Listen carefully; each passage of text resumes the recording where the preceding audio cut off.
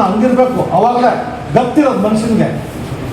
ಬೇರೆದ ಕಾಸು ಪಟ್ಟರೆ ಗತ್ತಿರಲ್ಲ. ಈ ಥರ ಸಿಗಾಕೊಂತೀರಲ್ಲ ಎಂತ ಮಾಡ್ತೀರ ಮನೆ ಹೆಣ್ಮಕ್ಳು ಹಿಂಗೆ ಮಾಡ್ದಂಗೆ. ಓದ್ತಾ ಎಲ್ಲ ಹೇಳಿದ್ದೀರಾ, ಎಲ್ಲಿ ಬರ್ದಿದ್ದೀರಾ? ಇವಾಗ ಗೊತ್ತಾಗ್ತದ ನೀವು ಎಲ್ಲಿ ಬಂದಿದ್ದೀರಾ ನಿಮ್ಮ ಹೈಯರ್ ಆಫೀಸರ್ಸ್ಗೆ? ಇದೆಲ್ಲ ಸರಿ ಮಾಡ್ರಿ, ತೊಂದರೆ ಆಗ್ತದೆ ನಮಗೆ. ಪಬ್ಲಿಕ್ ಕೇಳ್ತಾರೆ ಬಂದು ಅಂತ. ನಿಮ್ಗೆ ಯಾವತ್ತು ಬಂದಿದ್ದು ಗೊತ್ತಿಲ್ಲ, ಯಾವತ್ತು ಹೋಗಿದ್ದು ಗೊತ್ತಿಲ್ಲ.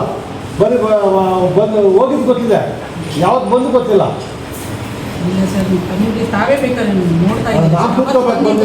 ಬರ್ತೀವಿ, ಡೋಂಟ್ ವರಿ.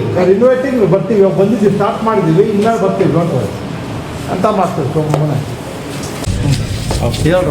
ಸರ್, ಅದೇ ಇವತ್ತು ದಿಢೀರ್ ಭೇಟಿ ನೀಡಿದೆ, ಏನೇನು ಲೋಪಗಳು ಕಂಡು ಬಂತು ಸರ್? ಇಲ್ಲಿ ದಿಢೀರ್ ಅಂತ ಹೇಳಿದ್ವಿ, ಒಂದೇ ಆಫೀಸ್ ಅಲ್ಲ, ಸುಮಾರು 13 ಆಫೀಸು ಬೆಂಗಳೂರಲ್ಲೆಲ್ಲ ಸೇರಿಕೊಂಡು ನಾವು ಬೆಂಗಳೂರು ರೂರಲ್ ಸೇರಿಕೊಂಡು 13 ಆಫೀಸು.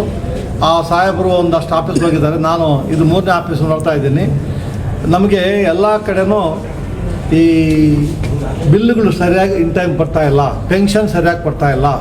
ಪೆನ್ಷನ್ ಆಗಿ ರಿಟೈರ್ಡ್ ಆದ್ಮೇಲೆ ನಮಗೆ 10-15 ವರ್ಷ ಪೆನ್ಷನ್ ಕೊಟ್ಟಿಲ್ಲ. ನಮ್ಮದು ಕೋಲಾರ ಬಂದಿತ್ತು. ಅದು ನಾನು ಕೇಸು ತಗೊಂಡು ಕೇಸ್ ರಿಜಿಸ್ಟರ್ ಮಾಡಿ ಅವ್ರಿಗೆ 14 ಲಕ್ಷ ಬರಬೇಕಾಗಿತ್ತು, 22 ಲಕ್ಷ ಕೊಡ್ಸಿದ್ದೀನಿ ವಿತ್ ಇಂಟ್ರೆಸ್ಟ್ 10% ಎವ್ರಿ ಇಯರ್ ಕೊಡಬೇಕು ಅವರು. ಅದಕ್ಕೆ ಈ ಟ್ರೆಜರಿಯಲ್ಲೇ ಈ ಥರ ಆಗಿಬಿಟ್ರೆ ಇನ್ನು ಯಾವ ಡಿಪಾರ್ಟ್ಮೆಂಟ್ ನಾವು ಒಪ್ಕೋಬೇಕು ಅಂತ. ಅದಲ್ಲದೆ ಈ ಕಾಂಟ್ರಾಕ್ಟ್ಗಳು ಇದು ಬರೀ ರೆಕಮೆಂಡೇಷನು. ಕೆಲವು ಕಡೆ ಕೋಟಿಗಟ್ಟಲೆ ರಿಲೀಸ್ ಮಾಡಬೇಕಾಗುತ್ತೆ ದುಡ್ಡು. ಅಂಥ ಕಡೆ ಕಾಂಟ್ರಾಕ್ಟ್ಗಳು, ಕೆಲವೊಂದು ದೊಡ್ಡ ದೊಡ್ಡ ಕಂಪ್ನಿಗಳು, ಆಮೇಲೆ ನಮ್ಮ ಅಂಬೇಡ್ಕರ್ ನಿಗಮ, ಈ ಸ್ಲಮ್ ಬೋರ್ಡು, ಇಂಥವೆಲ್ಲ ದುಡ್ಡುಗಳು ಪಬ್ಲಿಕ್ ಇದು ಕೊಡಬೇಕಾದ್ರೆ ಅವ್ರು ಬೇಗ ಮಾಡದೇ ಇದ್ದರೆ ಅವ್ರಿಗೆ 1 ಕೋಟಿ 50 ಲಕ್ಷ, 1 ಕೋಟಿ 2 ಕೋಟಿ ಬಂದಾಗ ಬಡ್ಡಿ ಕಟ್ಟಬೇಕಲ್ಲ. ಇವರು ಸದಾಯಿಸ್ತಾರೆ, ಅದರ ವಿಳಂಬ ಮಾಡಿಬಿಡ್ತಾರೆ ಬೇಕು ಅಂತ. ಇದು ಸರಿ ಇಲ್ಲ, ಇವು ಹೇಳಿದ್ರಲ್ಲ ಟೆಕ್ನಿಕಲ್ ಪ್ರಾಬ್ಲಮ್, ಅದು ಪ್ರಾಬ್ಲಮ್ ಇದೆ ಅಂತ. ಈ ಥರ ಆಗಿ ಜನರು ತೊಂದರೆ ಆಗ್ತಾ ಇದೆ.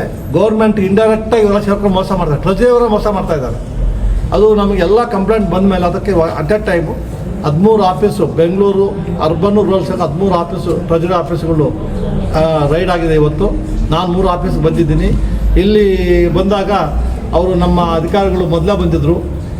ನಮ್ಮ ಡಿಸ್ಟ್ರಿಕ್ಟ್ ಜಡ್ಜು ಮತ್ತು ನಮ್ಮ ಎಲ್ಲ ಡೆಪ್ಟಿ ಕಮಿಷನರ್, ಪೊಲೀಸ್ ಎಲ್ಲ ಬಂದಿದ್ದಾರೆ. ಅವರೆಲ್ಲ ಬಂದಾಗ ಅವರು 1,35,000 ಕ್ಯಾಶ್ ಸಿಕ್ಕಿದೆ. ಅವರು ಸರಿಯಾಗಿ ಆನ್ಸರ್ ಡ್ರಾಯರ್ ನನಗೆ ಗೊತ್ತಿಲ್ಲ ಅಂತಾರೆ, ಅವ್ರ ಡ್ರಾಯರಲ್ಲಿ ನನಗೆ ಗೊತ್ತಿಲ್ಲ, ಆನ್ಸರಬಲ್. ಆಮೇಲೆ ಯಾವತ್ತು ದುಡ್ಡು ಬಂದಿದೆ, ಇನ್ವಾರ್ಡ್ ಯಾವತ್ತು ಬಂದಿದೆ, ಇಲ್ಲಿ ಇನ್ಫಾರ್ಮೇಷನು ಯಾವತ್ತು ಹೋಗಿದೆ ಅಂತ ಮಾತ್ರ ಇದೆ, ಯಾವತ್ತು ಬಂದಿದೆ ಅಂತಿಲ್ಲ. ಇವೆಲ್ಲ ಅನುಮಾನಕ್ಕೆ ನಮಗೆ ಡೌಟ್ ಬರ್ತಾ ಇದೆ. ಅವ್ರು ಹೇಳೋದು ಒಂದೊಂದು ಟ್ಯಾಲಿ ಆಗ್ತಾ ಇಲ್ಲ.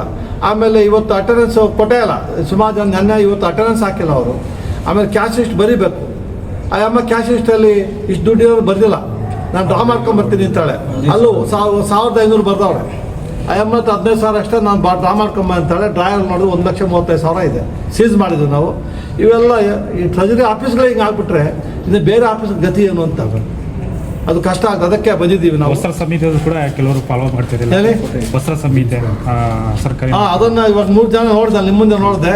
ಸರ್ಕಾರ ನೋಟಿಫಿಕೇಶನ್ ಇಶ್ಯೂ ಮಾಡಿದೆ. ಅವ್ರು ಫಾರ್ಮಲ್ ಡ್ರೆಸ್ ಹಾಕೊಂಡ್ಬರ್ಬೇಕು ಅಂತ, ಜೀನ್ಸ್ ಪ್ಯಾಂಟ್ ಹಾಕೊಂಡ್ಬರ್ತಾರೆ. ಅದೇ they are violating government notification. ಈ ಥರ ಆದರೆ ಏನು ಮಾಡಬೇಕು? ನಮ್ಮ ಪೊಲೀಸ್ ಅವ್ರು ಯೂನಿಫಾರ್ಮ್ ಬಿಟ್ಬಿಟ್ಟು ಅವ್ರು ಜೀನ್ಸ್ ಹಾಕೊಂಡ್ಬರ್ಬೇಕು. ಇವಾಗ ಅವು ಚೆನ್ನಾಗಿರ್ತದಲ್ಲ. ಅವ್ರು ಪಾಪ ಡಿಸಿಪ್ಲಿನ್ ಆಗಿ ಬರ್ತಾರೆ ನೋಡಿ. ಯಾವತ್ತಿದ್ರು ಡಿಸಿಪ್ಲಿನ್ ಇರ್ತಾರೆ ಅವ್ರ ಡ್ರೆಸ್ಸಲ್ಲಿ. ಅವ್ರು ಜೀನ್ಸ್ ಪ್ಯಾಂಟ್ ಹಾಕಲ್ಲ.